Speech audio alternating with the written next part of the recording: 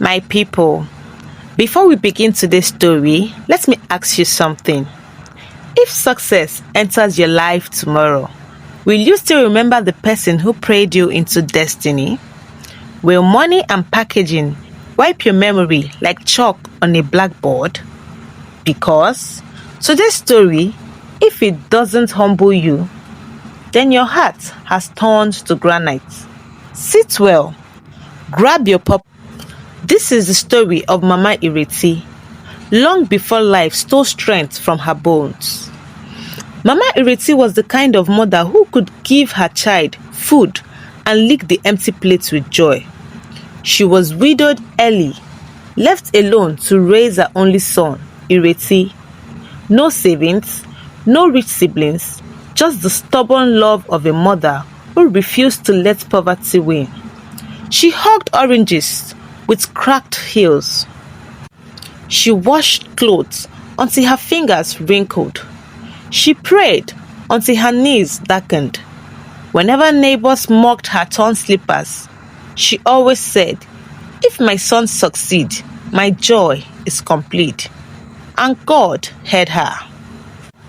One day, Ireti came home crying. "Mommy, school said I must bring 25,000 naira for WAEC. If not, I can't register." Mama didn't cry. She quietly removed her old wedding wrapper, the only memory of her late husband, and sold it. The next morning, she paid for his WAEC registration.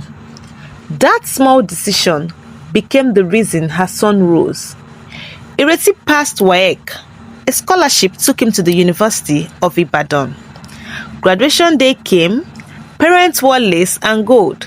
Mama came in her old Ankara. People laughed. Some avoided her.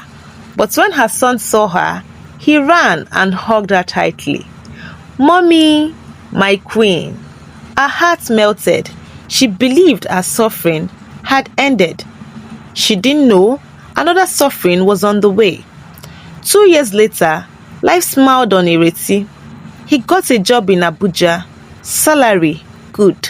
Fresh future. And then he met Tonia, light-skinned. Designer bag, soft voice, hard heart. At first, she pretended to love his mother. But after marriage, she began Operation Rebrand My Husband and remove his mother from his heart.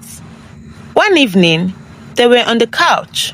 Ireti was holding his Redmi phone, scrolling happily. Tonia eyed him like he was holding a Nokia touchlight. "Babe, come, let's talk," he turned. "What is it?" She took the phone from his hand, like she was picking up a dirty diaper. "Babe, you still use this Redmi in 2025. It works now." She cut him off. "God forbid. People will think I married a mechanic. You need an iPhone 14, or at least the latest Samsung S series. But this one is okay." "Shh, don't embarrass me." She opened Jumia on her phone immediately. "Pick one. I'm ordering today. I can't be taking pictures with you holding this thing." They were both invited to a friend's birthday party. A casual hangout. Ireti wore a neat polo and jeans. Simple but smart. Tonia looked at him as if he was coming out naked. "Babe, go back upstairs. Go and change. Quickly." "Why? What's wrong with this one?" She clicked her tongue. "Everything. You look like someone's driver." He looked down at himself. Clean clothes, fresh cologne, nothing wrong. "Tonia, it's just a small gathering. And you want people to think I married anyhow? No, nah. Go upstairs. Wear that Zara shirt we bought. And use the Versace perfume I ordered. I can't go out with you looking like this. Ordinary." She even followed him upstairs to supervise. She supervised the dressing like a drill sergeant. One afternoon, Mama Ireti visited unexpectedly. She came with small provisions: garri, beans, groundnut oil, motherly gifts. Tonia saw her through the window and panicked. like she saw Ebola. She ran to Ireti. "Why is your mother here? She didn't call. It's just a surprise visit." No, no, no. That can't happen. She needs to respect boundaries. She can't just show up here like someone selling vegetables. Ireti felt a stink. "She's my mother, Tonia, not a stranger." Tonia folded her arms. "And I'm your wife. I need peace, class, cleanliness, order. Tell her she should call next time before coming." When Mama entered, Tonia forced a smile. She didn't touch the provisions. She didn't hug her. She didn't sit close. She acted like the woman carried small paws. Ireti went and greeted her respectfully, kneeling down. Tonia called him upstairs. "Babe, stop kneeling to greet your mother. Kneeling is respect." "To who? You're a grown man, a big man. You have a car, a house, a wife. Which big man kneels?" "That's how she raised me." "Well, I'm raising you now." Those words hit like thunder, but Ireti didn't say a word again. That evening, Tonia saw Ireti folding his mother's old wrapper. She snatched it from him with 2 fingers, like she was holding toxic wastes. "Babe, why are you touching this thing? Bare-handed." "What thing?" "This wrapper. Tufiakwa. It smells like bush and smoke. Please throw it away. I don't want stuff like this near my things." Ireti blinked. "That's my mother's wrapper. And am I supposed to hang it beside my Zara gowns?" "Babe, be serious." She dumped it in the rubbish bin. The next day, Ireti came back from work and saw his mother sitting on a plastic chair instead of the sofa. Mama smiled gently and said, "Welcome, son." He quickly rushed to confront Tonia. "What was that? Why is my mom not sitting on the couch?" "Babe, don't you remember how expensive that couch is? I can't risk her wrapper staining it. Old women sweat a lot, so my mother cannot enjoy my sweat because I married you. Please, this should stop and not repeat itself again." "They play," Tonia replied. One day, Tonia was scrolling through Ireti's phone. "Babe, I saw you sent 50k to your mom." "Yes, she needed." "Oh, please, every day. My mother needs something. What of us? Our rent, our outings, our plans. She's my mother, and I'm your wife. You can't be wasting money on her anyhow. She's old. What is she even doing with money?" Ireti felt a stab in his chest. As if that was not enough, Tonia screamed, "Babe, are you mad? Why will you post this old woman on your WhatsApp status? People are watching you. Your boss is there. Your colleagues are there. Delete it now." "But she's my mother. And is she a celebrity? Is she Instagram worthy?" That day, he deleted it. Tonia's final blow came one day when she argued with Ireti. "Let me tell you the truth. Your mother doesn't fit our lifestyle. She drags your image down." Those words were poison and they stayed in his mind. For weeks, those words has been disturbing Ireti, scratching his mind like a stubborn mosquito. So one afternoon, he followed Tonia secretly. She said she was going to see her parents and buy them groceries. He stayed in the car and watched, and what he saw shocked him. Tonia, the same woman who spoke to his mother like she was carrying disease, knelt down with both legs to greet her own father, washed their plates, swept the floor, served food. She was smiling, laughing, gentle, respectful, the complete opposite of the lioness she became in their home. Ireti swallowed saliva. It tasted like betrayal.